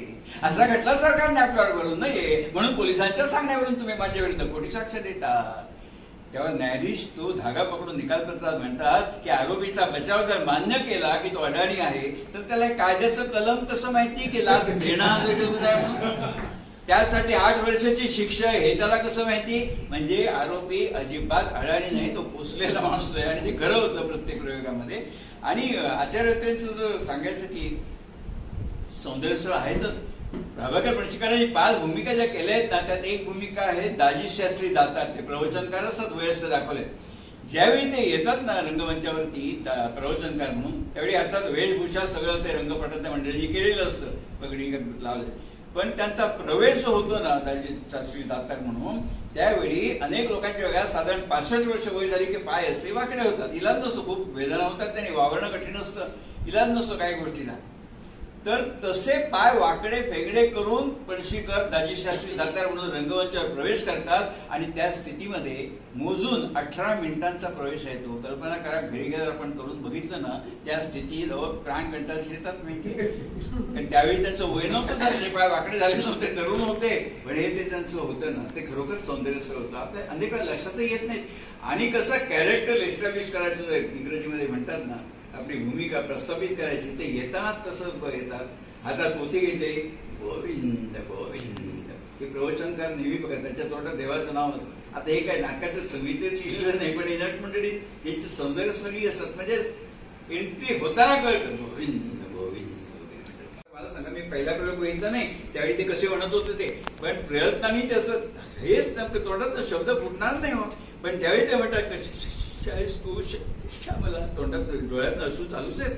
पण हे तुटत जो बोलतात ना, मूर्ख अर्धे प्रेक्षक हसतात. आता आपल्याला तुम्ही सगळं चकचक म्हणतात, हे आपण सुबुद्ध आहोत म्हणून अर्ध्या लोकांना कळतही नसतं त्याचं काय गांभीर्य येते. पूर्वी कसं होतं, एक नाटकाचा वेगळा प्रेक्षक होता, तमाशाचा वेगळा प्रेक्षक, हॉट नाटकाचा वेगळा प्रेक्षक. हल्ली सगळे सर्व नसत. आता ते नाटकाला फार लोक जाते नाही, ती गोष्ट वेगळी. पण अर्धे लोक हसतात होतो तुटक बोलताना. त्यांना काय वाटतं, हा बायकोची टिंगल करते, बायकोला वेडावून दाखवते. असं नाहीये. एकदा मी श्रीरामपूरला गेलो होतो माझ्या शेअर बाजारच्या व्याख्यानासाठी. जेवायसाठी एका धाब्यावर आम्ही गाडी थांबवली. त्याच वेळी नेमकी योगायोगाने काटिकादाच दुसरीची गाडी त्या धाब्यावर थांबली होती. मोहन जोशी बसले होते, जेवण यायला वेळ होता. मी संधी साधली, जाऊन त्याला वाकून नमस्कार केला. अरे हो, तुम्ही ज्येष्ठ आहात, मला वाकून काय नमस्कार करता? म्हटलं सर, तुमच्या कलेला नमस्कार आहे. 2-3 प्रसंग सांगते म्हणे, एवढं तुम्ही बारकाव्याने बघता. म्हटलं बारकाव्याने बघण्यासारखंच तुमचा अभिनय असतो. ती म्हणतं जे 20 सेकंद होते ना, पण मी त्यांना म्हटलं मोहन जोशीला, हो म्हटलं लोक हसतात, आम्ही अप्रिशिएट करतो की भावनांचा उद्रेक होतो आणि तोंडात शब्द फुटत नाही, अर्धे लोक हसतात. ते म्हणाले आम्हाला सुद्धा खटकतं, आम्हाला काय पोचवायचंय प्रेक्षकापर्यंत आणि लोक काय घेतात, आम्ही काय थट्टा करतोय का बाकीची, आम्हाला पण त्रास होतो, पण इलाज नसतो, प्रयोग रेटून न्यायला लागतो. आणि मग ते मुलगी होत, मग मुलगी म्हणते, मग ती निघणारच असते रात्री, म्हणते डॅडी एक विचारू. एक नाही बेटा, 100 विचार. त्याला घंटा दाटून येतो, इतक्या वर्षांनी मुलगी भेटली, परत जायची. आणि मग ती म्हणते डॅडी एक विचारू. डॅडी तुम्ही आम्हाला का सोडून आला? तो आता आपल्याला उत्सुकता आहे, हा काय म्हणजे पुरुषाचा अहंकार कसा असतो. ती विचार डॅडी तुम्ही आम्हाला का सोडून आला? तो तर ते म्हणून सांगतात देवर नो फन इन लाईफ, आयुष्यात काही मजा नव्हती. मी असं संगीताचा लढणी, तुझ्या आईला संगीताचा हो का ठो कळत नव्हता. अगं छान आमची अशी मैफिल जमलेली असायची, तेवढ्यात तुझी आई स्वयंपाकघरातून बाहेर येऊन सांगायची, हो तुमचे ते डबे बडवून झाले असतील ना, तर जेवायला चला. ते तबल्याला डबे म्हणायची ती. पण तात्पर्य काय की तो समर्थन करतो, मी का सोडून आलो, तुझ्या आईला संगीताची आवड नाही. आता ही गोष्ट समर्थनीय आहे काय? नवरा बायकोची किती वेगळ्या वेगळ्या आवडी असतात, तू काय सोडून येणार त्यांना? पण हा त्यांनी दाखवला पुरुष अहंकार की तो आपली चूक झाली म्हणत नाही, समर्थन करतो. पण लगेच प्रतिक्रिया मुलीची, ताई मगाशी पॉजचं म्हणाल्या, आता ह्याच्यावरती तिलाही ते पडत नसतं हे कारण की संगीताची आवड नाही बायकोला म्हणून निघून आलो. तो मुलगी ती मुलगी सांगते वडिलांना, 10 सेकंद पॉज घेते, 10 सेकंद स्वतःची पॉज घेते आणि वडिलांना सांगते, पण डॅडी नवरा मनासारखा मिळाला नाही म्हणून आमची आईने आम्हाला सोडून आला ना. की मग त्यावेळी त्यांच्या डोळ्यासमोर चित्र उभं राहतं, अरे आपण सोडून आलो बेजबाबदारपणे, बायको पण सोडून गेली असती मुलांना, आपल्या मुलांचं काय झालं असतं. आणि त्या क्षणी ते निर्णय घेतात, नाही आपण परत जायचं. ते पुन्हा सोलापूरला जातात. आणि मग ते सगळं डाव्यात ते स्वाती चिटणीस त्यावेळी माझं वय मला वाटतं 40च्या आसपास असेल, पण 18 वर्षाच्या मुलीचं काम 20 वर्षात तेवढं छान केलं होतं. आवाज आता कंप वावरणं ही शेवटी एकच सांगते, डॅडी तुम्हाला कळत कसं नाही हो, तुम्ही हयात असून सुद्धा आम्ही पोरके झालो होतो. मनुष्य गेला, वडील की मुलं पोरकी होता. ती म्हणते डॅडी तुम्ही हयात असून सुद्धा आम्ही पोरके झालो होतो. ते वाक्याला ना खरोखर नकळत डोळ्यात नसू येतात की काय मुलीचं प्रेम असतं. त्याच्या एक खूप हिरो सांगायचा 15 मिनिटे मेमन पोले नाव. तसं घाणेकरांची, शंकर घाणेकरांची छोटी जरी भूमिका असेल तरी ते भाव म्हणून जात असत. सूर्यलावलेमध्ये शंकर घाणेकरांनी एका खेड्यातल्या डॉक्टरच्या कंपाऊंडरची भूमिका येते. खेड्यातल्या डॉक्टरचा कंपाऊंडर म्हणजे हर काम आहे, तो फक्त म्हणायचं कंपाऊंडर. तर ते शंकर घाणेकरांनी भूमिका केली होती. आणि प्रसंग असा आहे, तो कंपाऊंडर आणि एक समाजसेवक दोघांच्या गप्पा चालू असतात. ते शंकर घाणेकर कंपाऊंडर त्या समाजसेवकाला सांगतात आणि शंकर घाणेकरांचा आवाज थोडा अनुनासिक होता, जो विनोदी भूमिकेला आणखी पूरक असतो. ते समाजसेवकाला सांगतो हा कंपाऊंडर शंकर घाणेकर, माझ्या वडील नेहमी म्हणायचे, जिथे आधीच प्रकाश आहे तिथे जाऊन मेणबत्ती लावण्यापेक्षा जिथे अंधार आहे तिथे जाऊन मेणबत्ती लावावी, म्हणजे अंधाराला जेवढा आनंद होतो त्यापेक्षा जास्त आनंद प्रकाश मेणबत्तीला होतो. त्यावर समाजसेवक म्हणतो, खरं रे तुझे वडील म्हणतात ते. काय करायचे तुझे वडील? इलेक्ट्रिक बोर्डात वायरमन होते, शॉक लागून समाजसेवक म्हणतो, खरं रे बाबा, धोक्याची कामं इलेक्ट्रिकची, शॉक लागतो काय ते जीवावरची सगळी कामं ती. नाही त्यांना तसा शॉक नाही लागला. मी 11वी SSC ला 11 वेळा नापास झालो त्या शॉकने. हे मूळ नाटकात नाहीये, पुढच्या आवृत्तीमध्ये घातलं गेलं होतं. त्यामुळे काही अशा ऍडिशन्स असतात, त्यात कारक देखील असतात. नटावटून शंकर घाणेकरांनी ते केल्यामुळे तो ते नाटकामध्ये कायमच राहिला. तर अशी तारक आणि मारक छान उदाहरणं तुम्ही सांगितली. आता तुम्ही एकाही नाटकामध्ये कधी छोटीशी भूमिका सुद्धा केली, एकांकिकेमध्ये देखील. मग हा नाटकांवरती आधारित असा कार्यक्रम कसा काय करता आपण, म्हणजे हे कसं काय जमतं तुम्हाला? आगाऊपणा हे त्याचं आगाऊपणा काय. आता मला सांगा, 55 वर्ष त्यांनी नाट्य क्षेत्रामध्ये योगदान आहे. ते आमचे प्रभाकर गोट्या काका, त्यांच्या समोर त्यांच्या अधिपत्याखाली कार्यक्रम करतात, म्हणजे आगाऊपणाच नाही. माझ्या दृष्टीचा आनंद आहे असा की त्यांच्या अधिपत्याखाली कार्यक्रम होतो, माझ्याशी आनंद आहे. पण नाही म्हणजे ते थोडंसं ते होतं. पण काय होतं की काम केलं मग काही फरक पडत नाही. जंजीर चित्रपटामध्ये बघा एक संवाद आहे, शेरखान, प्राण साहेबांनी ती भूमिका केली. तो शेरखान म्हणतो, शेरखान की शादी नहीं हुई तो क्या, शेरखान ने बारातें बहुत देखी है.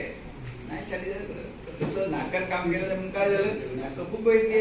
त्याच्यातून अनेक ठिकाणी आपल्याला चांगलं वाईट सगळं शिकायला मिळतं. तरीशिवाय एका कार्यक्रमाला गेलो होतो मी, कार्यक्रम करतो, लोकांचे ऐकतो पण, कारण त्यातनं आपल्याला चांगलं वाईट कळत असतं. तो वक्ता सांगत होता, माझे 310 प्रयोग झाले व्याख्यानाचे. ठीक आहे, आता 310 प्रयोग झाले म्हटल्यावरती आपण काही गोष्टी गृहीत धरतो.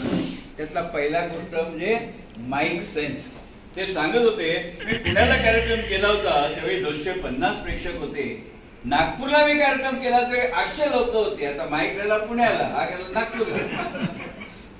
मी पुण्यात असताना 250 प्रेक्षक होते, नागपूरला गेलो तर 800 होते. हा माईक सेन्स नको का? मग आपण त्यातनं काय शिकतो की माईक कसा पकडावा. अर्थात आपण म्हणत नाही ठीक आहे, पण अशा अनेक गोष्टी दुसऱ्याच्या चुकांना पण आपण शिकत असतो, दुसऱ्याचं चांगलं देखील आपण घेत असतो. अगदी छान उत्तर दिलं सर प्रश्नाचं. तर तुम्ही अनेक अभिनेत्यांना पण प्रत्यक्ष भेटलेला आहात आणि मला असं वाटतं की डॉक्टर श्रीराम लागू यांना आपण भेटला होता. तर त्यावेळेचा प्रसंग आणि ते जरा सांगाल का? कसं झालं, नटसम्राटचे 100 प्रयोग झाल्यावरती दादरला शिवसेना भवनच्या बाजूला CKP समाजाचा हॉल आहे, तिथे डॉक्टर लागूंचं व्याख्यान होतं. मी राहतो बोरुली तर, आणि मी काही कामानिमित्त दादरला गेलो होतो. तिथं जात असताना इथं बोर्ड लागले होता डॉक्टर श्रीराम लागू यांचं व्याख्यान म्हणून. आतमध्ये 350 खुर्च्या भरलेल्या लोक उभे होते दोन्ही बाजूनी. ठेवा तुम्ही नंतर घेईन. दोन्ही बाजूनी मला गाय पण चालतो, काय येत तुम्ही व्यसन नाही कुठं 10 लाख काय. तर त्यांनी बोर्ड लावला होता डॉक्टर लागूंचा व्याख्यान. मी आज गेलो, 350 खुर्च्या भरलेल्या लोक दुतर्फा उभे होते. मी पण जाऊन उभा राहिलो आणि त्यावेळी डॉक्टर लागूंचा व्याख्यान सुरू झालं होतं. पण मी गेलो त्यावेळी ते सांगत होते, भूमिकेत शिरणं हा बकवास आहे. कारण काय झालं की पूर्वापार माझ्या वडील सांगत असत की जर भूमिका चांगली व्हायची असेल तर जुने लोक सांगत असत, चिंतामणराव बोरटकर, गणपतराव बोडस, नानासाहेब पाटक, ही मंडळी काय सांगायची, भूमिका चांगली व्हायला पाहिजे असेल तर आपण ते आहोत असं समजायचं, भूमिकेत शिरायचं म्हणजे भूमिका चांगली वाटते. त्याला छेद देणारं वक्तव्य डॉक्टर लागूंनी केलं, भूमिकेत शिरणं बकवास आहे. लोक जरा CKP हॉलचं प्रेक्षक होत, आपल्याला सुबुद्ध सगळे हे काय सांगतात, आम्ही असं ऐकतो आणि हे काय सांगतात. तेव्हा डॉक्टर लागून कल्पना करा, एकच पहिला नाटक आहे, सुधाकर नायक आहे, सिंधू नायिका आहे. सुधाकर दारुडे असतो, बायकोला मारहाण करतो, एका प्रसंगामध्ये तो बायकोचा गळा देखील टाकतो. कल्पना करा, तो भूमिकेत शिरला आणि त्यांनी सिंधूचा गळा दाबला. काय म्हणजे नटाला भान ठेवायला लागतं, मी सुधाकर नाही, मी श्रीराम लागू आहे, मी दारुड्या नाही, मला दारू प्यायल्यासारखं करायचंय, मला बाईचा गळा दाबायचं नाही, गळा दाबल्यासारखं करायचंय, हे भान ठेवायला लागतं. मग भूमिकेत चिरणं काय आलं? असं बोललं तर घाबरले. नाटकाचा प्रयोग आहे, ते नाटक केलं तरी घाबरायचं. तुझ्या पाशीमध्ये पुष्कळाची भूमिका तर कसं होतं की ते म्हणाले की कल्पना करा एखाद्या प्रयोगामध्ये सिंधूचा गळा दाबला तर काय होईल. कोणी उत्तर दिलं नाही, मग लागूनच उत्तर दिलं, विशेष काही होणार नाही, प्रत्येक प्रयोगात नवीन सिंधू आणायला लागेल. तिचा काळ आपला दुसरे डॉक्टर लागू कराडे दिसले तरी त्यांच्याकडे एक उत्तम दर्जाची विनोद बुद्धी देखील करायची. आता कार्टी काळजात घुसली हे वसंत सबनीस यांचं नाटक तुम्ही नक्की पाहिलं असणार. आणि मोहन जोशी आणि स्वाती चिटणीस ही दोनच पात्र त्या नाटकामध्ये आहे, तरीही ते नाटक बघताना जराही कंटाळवाणं होत नाही. याचं काय बरं गमक असावं? थोडी मी दुरुस्ती करतो. काठी काळजात दुसरीमध्ये मोहन जोशी आणि स्वाती चिटणीस वडील आणि मुलगी असे ती प्रमुख भूमिका आहे. तशी आणखी एक नाटक आहे युटर्न, त्याच्यामध्ये डॉक्टर गिरीश ओक आणि इला भटे. योगायोगाने काल मात्र बांद्र्याला नॅशनल लायब्ररीमध्ये 75 वर्ष झाली म्हणून आता हाच कार्यक्रम होता आणि इला भटे थोडा वेळ बसला, पूर्ण वेळ नाही बसू शकला. त्यावेळी त्यांना म्हटलं मी तुम्ही थांबला असता तर तुमचा उल्लेख मी केला असता. तर ते नटांना मी त्याचं श्रेय देईन. 70% कौशल्य नटांचं आहे, कारण 2.5 तास लोकांना खेळून ठेवायचं साधी गोष्ट नाही. लेखक आहे, दिग्दर्शक आहे, प्रश्नच नाही, पण 70% नटांना श्रेय देईन. तुम्हाला एक सांगतो की कार्टी काळजात घुसली नाटक सुदैवाने अजूनही युट्यूबवर आहे, मूळ संचात आहे. बाकी सगळी नाटकं पणशीकर आहेत पण घाणेकर नाहीत, अशी सगळी असतात. पण हे नाटकामध्ये मूळ संचामध्ये आहे ते अजूनही बघा. मी काय केले, आली युट्यूबवाले ना बरोबर हटवतात एक एक पोस्ट असं, मी डाउनलोड करून कॉपी करून ठेवले, म्हटलं पुढच्या पिढीला केव्हा तरी दाखवायला ते होईल म्हणून. तर कार्टी काळजात घुसलीमध्ये वडील दाखवले मोहन जोशी, मुलगी स्वाती चिटणीस. ते सोलापुरात राहत असतात. बायको असते शिक्षिका, 3 वर्षाची मुलगी आणि 1.5 वर्षाचा मुलगा, चौकोनी कुटुंब असतं. पण ते तिथे समाधानी नसतात, त्यांना संगीतकार व्हायचं असतं. सोलापुरात काय होत नाही, करिअर कुठे होणार, मुंबईमध्ये. म्हणून एक दिवशी हे मोहन जोशी त्यांचं बायकोला सांगतात मला इथे राहायचं नाही म्हणून, आणि ते निघून येतात. घटस्फोट नाही, पोटगी नाही, तरतूस काय नाही, मला बस मला नाही राहायचं, आणि ते सोडून मुंबईला येतात. ती बिचारी शिक्षिका असते, मुलांना ती सांभाळते, आणि अशी 17 वर्ष जातात. 17 वर्षामध्ये हा ग्रस्त विचारपूस करीत नाही की काय मागे कुटुंबाचं झालंय वगैरे, काय विचारपूस करत नाही. 17 वर्षामध्ये होतं असं की 3 वर्षाची मुलगी आहे, ती आता 20 वर्षाची झालेली, कॉलेज शिक्षण पुरं झालं. मुलगा 1.5 वर्षाचा, तो आता मोठा झालाय. आता मुलीला बापाची ओढ असतेच, कारण 3 वर्षाचं कळतही नव्हतं आणि वडील सोडून गेलेले. ती काय करते, तिने ठरवलं आपण बाबांना भेटायचं म्हणून ती खाऊचे पैसे, बक्षिसाचे पैसे, कोणी भेट दिले तर सगळं जपून ठेवलं तिने, आणि वडिलांचा पत्ता मिळवून एक दिवशी ती आईला सांगून मुंबईला येते. हे तिला ओळखत नाही, कारण सोडलं करतोय. 3 वर्षाची, आता 20 वर्षाची झाली, पण ती सांगते तुमची मुलगी वगैरे. त्याने आनंद होतो. 1.5 महिना ती राहते वडिलांच्याकडे, आणि 1.5 महिन्यानंतर ज्यावेळी ती जायला निघते त्यावेळीचा प्रसंग इतका करुण आहे, तुम्हाला सांगतो की ती आईला फोन करते सोलापूरला ट्रंक कॉलवर, कारण जुना काळ आहे, त्यावेळी मोबाईल नव्हते, लँडलाईन बरोबरी नसत. यांच्या घरी फोन होता, कारण संगीतकार, या 17 वर्षात हे मोहन जोशी संगीतकार म्हणून एस्टॅब्लिश झालेले असतात, बंगला, गाडी सगळं त्यांचं असतं. पण तिकडे फोन नसतो. ती पोस्टामध्ये जाऊन पूर्वी कसं होतं की ट्रंक कॉल लावायचा, 2 तास, 5 तास, 8 तास, पुन्हा लावल्यावर ते आवाज किती बोंब मारायला लागायचे, त्याच्या बिल्डिंग मध्ये ऐकायला जायचं, कारण ट्रंक कॉलचा आवाज वीक असे.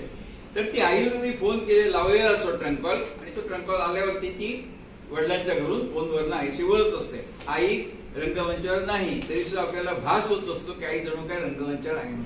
ती आईशी बोलते, स्वाती चिटणीस लँडलाईन करतात. हो आई, हो हो, डॅडीची तब्येत बरी आहे, डॅडी जेवतात वेळेवर, हो डॅडी औषधं घेतात वेळेवर. त्याचं सौंदर्य असं आहे की 17 वर्षापूर्वी तो नवरा सोडून गेला, 17 वर्षामध्ये बायको जिवंत आहे, मेली, काय करते त्याची दखल सुद्धा घेतली नाही. तो माणूस खड्ड्यात जाऊ दे असं ती बायको म्हणाली तर ते पूर्णपणे समर्थनीय आहे. पण ती माऊली अजूनही विचारते, बाबा जेवले का, औषधं घेतात का, तब्येत कशी आहे. हे खरं सौंदर्य स्थळ आहे.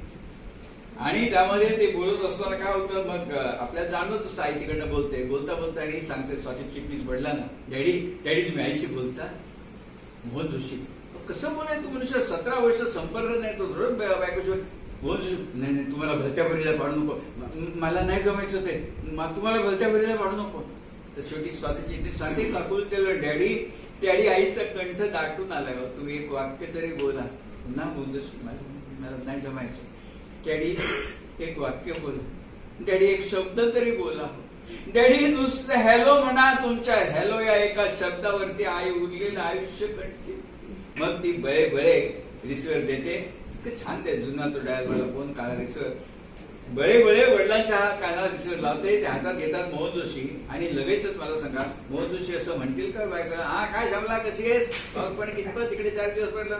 बोलेल माणूस असं नाही बोलणार. त्याच्या मनामध्ये किती भावनांचा कद्रोळ होईल, की एक अपराधीपणाची भावना, काय आपण करून बसतो, नंतर त्यावेळी कळत नाही मनुष्य निर्णय घेतो, पण तो कसा बोलेल, नाहीच बोलू शकत. आणि तो जो क्षण आहेत ना, ते खरे सौंदर्य सर होते. मोहन जोशी कानाला लावलं रिसिव्हर, काही बोलत नाही, 20 सेकंद तशीच आहेत. आणि या 20 सेकंदामध्ये मोहन जोशींच्या कपाळाच्या शिरा बोलतात, मोहन जोशींचे गाल बोलतात, मोहन जोशींचे ओठ बोलतात, मोहन जोशींच्या गळ्याच्या शिरा देखील बोलतात. आणि 21व्या सेकंदाला दोन्ही डोळ्यातनं घळा घळा अश्रू मानेपर्यंत ग्लिसरीन नसताना आणि 21व्या सेकंदाला एकच वाक्य मोहन जोशी बोलतात, कशी आहेस तू श्यामला, बस. आणि रिसर्च झालेला करा. मला कॅलेंडरच्या प्रकाशनाला का बोलवलं ते कळलं, कारण तारखा मध्ये आणि या आत्ताच्या ह्या वर्षातल्या म्हटलं ज्या लाल आहेत ते सगळ्या लक्षात आहेत. ते रविवार आणि शनिवार आणि हॉलिडेज आहेत. Very good. ही समय सुद्धा महत्वाची आहे, त्यावेळी सूचना फार महत्वाचं आहे. मी वृत्तपत्रात मी वाचत असतो ना की नाट्याचे कार्यक्रम, त्यावेळी मला खूप इच्छा होती की काहीतरी भेटावं यांना असं. म्हणजे ते मी आणि काशीनाथ घाणेकर प्रयोग लावला त्यावेळी मला परत तुम्ही आले, म्हटलं ठाण्याला जाऊन बघावं त्यांना भेटावं म्हणून. पण इथे नुसतं भेटायचं नाही, त्यांच्या वतीपत्याखाली कार्यक्रम झाला, त्यामुळे मी ठाकूर साहेब एक प्रश्न विचार. नाही आम्ही मराठी ऐकू. मतलब मैं चंद्रशेखर ठाकुर साहब का एड्रेस आपको बता दूं कि बहुत लोगों ने शायद मालूम नहीं होगा. 1600 के ऊपर जो लिया है लेक्चर शेयर बाजार को, वो बंदा ने अपनी लाइफ पूरी वहां निकाली है. उसके बाद साइबर फ्रॉड अभी आजकल बहुत होता है, उसके बारे में भी बहुत गहन सब्जेक्ट में स्टडी किया है. और उसके भी बहुत सारी जगह पे पुलिस डिपार्टमेंट, बहुत सारी शहर में, महाराष्ट्र में आप कभी पढ़ना शायद आप लोगों को मालूम नहीं होगा. मैं इसके लिए मैं थोड़ा 2 बात में बता दूं. और ये सब्जेक्ट अभी आप सोच रहे हो कि मैं पूरी जिंदगी ड्रामा में निकाला है, ड्रामा ही कर रहा हूं, उसी के अंदर पूरा खूब गया हूं अंदर. वो व्यक्ति और ये व्यक्ति जिसने नहीं किया है, थोड़ा कोरोना के बाद में डेवलप करके आज जो मकाम पे पहुंचा है, तो एक बार रियली सोचो शांति से, कौतुक कौन सी चीज का होना चाहिए. तो उसके लिए मैं विनती करता हूँ कि सोचो इतने कम समय में इतनी लेवल पे पहुंचना और एक सरीका एक्टिंग करके अलग अलग टाइप का आवाज निकालना, वो लड़की का आवाज, रोते रोते वो बाप बनता है कि मेरी लड़की ने मेरे पे आरोप किया वगैरह, अकेला उसने किया, एक सरीका बोलने का अलग अलग आवाज निकालना, वो कौतुक है कि नहीं साहब. बस वही उसके लिए जोरदार तारीफ. बाजार में भी वो इतना ही एक्सपर्ट है, जिंदगी गया है तो अपन मान लेते बाबा आपकी जिंदगी उसने इतनी निकाला. But he is a versatile personality. So that's why I just salute my hats off to सगळ्या इथे सगळं माहिती आहे. माझं एकच याच्याबद्दल म्हणणं आहे की नटसम्राट ज्यांनी केला, त्यावेळेला तुम्ही उल्लेख केला की राजा गोसावींनी पण केला. राजा गोसावी सुद्धा खूप मोठी माणसं आहेत, मी त्यांच्याबद्दल बोलणं आहे. पण नटसम्राट आणि त्याच्यात एक वाक्य म्हणाल की डॉक्टरांनी आणि दत्ता भटांनी असं नाही. नटसम्राट करणाराच माणूस मोठा आहे. त्याचं कारण एवढं 3-3.5 तास बोललं. शेवटचा नटसम्राट म्हणजे आमचे उपवेंद्र दातेने गेला, दुसऱ्या धाटीसकरने गेले. त्यावेळेला आमच्या इथे ते कंपू असायचा शिवाजी. तेव्हा काय हे तात्यासाहेब असतील तर त्यांनी जीव दिला असता. आणि म्हटलं मूर्ख असं बोलू नको, त्यांनी स्टेजवर केला त्याचं कौतुक करू. नक्कीच नटसम्राट करणं नाहीये, ज्यांनी केलं त्यांचं कौतुक आहे. जसं एकाच पेलामधला सुधाकर हा करून दाखवा कोणी, मग ज्या लोकांनी केलं ती मोठी माणसं आहेत. आणि ते नाव त्यांना ते नावारूपाला असतील नसतील तेव्हा तुम्ही असं समजू नका की मी हे शब्द लेखकाचे नाही. आता ते तुमच्या मुखात नाव येत कित्येक लोकांनी तो काळ बघितलेला नाही, पण तो काळ आज तुम्ही उभा केला, त्याच्यामुळे हे प्रेक्षकाला दिले. आणि मला खूप खूप शुभेच्छा. छान झाला शेवटचं म्हणणार मला म्हणलं पक्ष पण छान झालं. तरी बोला काहीतरी या. आता तुम्हाला हा सगळा काळ माहिती आहे, तुम्ही पण सत्य व्हा. यांचं मी पाठांतर बघितलं आजचं, मला वाटत होतं आपण पाठांतर करतो एवढं, पण आपल्यापेक्षा पण ग्रेट माणसं समाजात त्यांनी सांगितलं इतका पॉझिटिव्ह सांगत होते, ते समजावून सांगत होते अक्षरशः. म्हणून मला ते मगाशी वाटलं उठून ते तुम्ही खासके वाचून घेत होता ते मला बघवलं नाही. अरे काय यांचं असं मला डिपेंड नाही, मला एवढं झाले नाही खूप, म्हणून तुम्हाला स्टूल ठेवावं लागलं. खरं मी आमच्या ह्याला सांगणार होतो, पण नाही माहीत करतो आपणच केलं पाहिजे वास्तविक, कारण तोही कलावंत आहे ऍक्च्युली समीर. आणि हे करताना मला एक त्यांनी शन्ना नवरेंची आठवण काढली. इकडे जे काही रिकामी खुर्च्या आहेत ना, त्या शन्ना कार्यक्रमाला आमच्या होते, डोंबिवलीला राहायचे एकदम स्टेशन समोरच. तर ते म्हणजे इथे ज्या रिकामी खुर्च्या आहेत त्या दुर्दैवी प्रेक्षकांच्या खुर्च्या सहज बोलायचे, पण शब्द एकदा हसवून ठेवायचे. मगाशांनी देवांचा उल्लेख केला, पण देव पण आणि करुणाताई दोघी ते एकमेकांना जे सांभाळून होतं ना, वास्तविक नवरा बायकोने अशी काळीच्या लहान आणि प्रेक्षकांसमोर निलमप्रभू पूर्वीच्या निलमप्रभू त्या ह्या असं दोघं करायचे, तर आम्ही बघायचं एकदम. आणि आम्ही जे शिबिरं घेतलेली आहेत त्या नाट्य परिषदेत आपण यशवंत देवांची आणि करुणाताईची, कारण त्या ह्याने शिकवायचे, जे जिव्हाळ्याने शिकवणं होतं ना ते शिकवणं मला आज ह्यांच्याकडनं आज बघायला. मी मुंबईवर आलोय इथे, काल मला सर भेटले बँकेमध्ये, आम्ही एकत्र बोल मी उद्या येणार आहे. ते बोलले कशाला, मला हा कार्यक्रम बघायचा आहे त्यांचा, कारण त्यांनी जी सौंदर्य सह सांगितली आहे ती ज्या जिव्हाळ्याने सांगितल्या त्या जिव्हाळा महत्वाचा आहे. त्यातून ते तो अभ्यास आहे त्याचा. बाकी ते शेअर वगैरे काय सांगत असेल ते सौंदर्य आमच्या स्थळी झालं. हो याचं जास्त बघितलं कौतुक आहे. इतके वर्ष आम्हाला करावं नाही, मी इतके अनेक वर्ष आहेत या संस्थेत, पण मला करायला मिळालं याचा आज दुःख होत आहे. इतकी चांगली माणसं या लोकांनी शोधून काढली, टिपली आणि करायला लावलं. हे कौतुक आहे, खरोखर कौतुक आहे. अख्ख्या कमिटीच आहे, काही नाही जे काय असं ते, पण कोणीतरी आणलं आणि केलं ना हे कौतुक आहे. अशी माणसं शोधणं पण आजकाल कमी झालेलं आहे. आपण आम्हाला तर वाटतं भिंग घेऊन फिरलं पाहिजे की अशी कलावंत शोधले पाहिजेत आणि यांना पुढे आणलं पाहिजे. आणि त्यांनी ज्या जिव्हाळ्याने केलंय ना, हा जिव्हाळा मला महत्वाचा. एकच गोष्ट मगाशी सांगितलं नाही का सर नव्हते म्हणून आल्यावर सांगेल की ज्यावेळी हे कार्यक्रम ठरवायला पहिल्यांदा मी इथे आलो त्यावेळी नॅचरली त्यांनाही माहिती नाही कार्यक्रम कसा आहे वगैरे, पण ते म्हणाले मला प्रेक्षकाच्या भूमिकेत मी बघतोय की कसा असेल, लोकांना आवडेल नाही आवडेल.